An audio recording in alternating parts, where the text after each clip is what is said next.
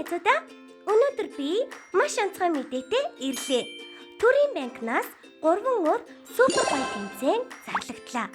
Та хэд сонсоход бэлэн үү? 6-аас 10 насны зураач найзууд минь анхаарлаа наашин хандуулаарай. Та хэд зураг дуртай юу?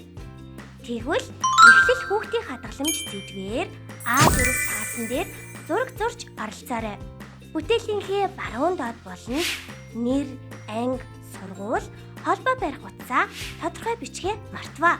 Өнгөөр түүх бүтээх цаг ирлээ. Сайн уу найзуудаа? Букавэ 11-ээс 14 насны ухаалаг зохиолчдоо анхаарлаа наашин түр хандуулаарай.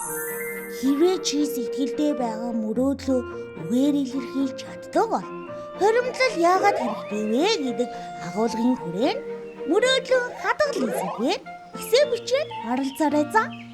500 үгнээс хэтрэхгүй гаргацтай цэнхэр өнгийн үүсгэн болоод бичих хэрэгтэй шүү. Мөн нэр, сургууль, анги, холбоо барих утсаа заавал бичсэн байх шаардлагатай шүү за. Чиний мөрөөдөл ирээдүйн эхлэл юм шүү.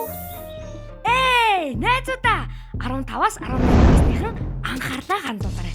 Та нар хөгжилтэй бичлэг хийх дуртай л эцтэй. Хуримтлал гэж юу вэ гэдгийг өөрийнхөөрөө рил болгон явуулаарай.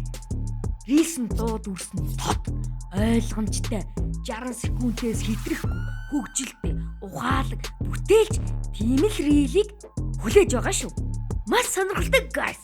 Од болох дараагийн хүн чийж байж мэднэ.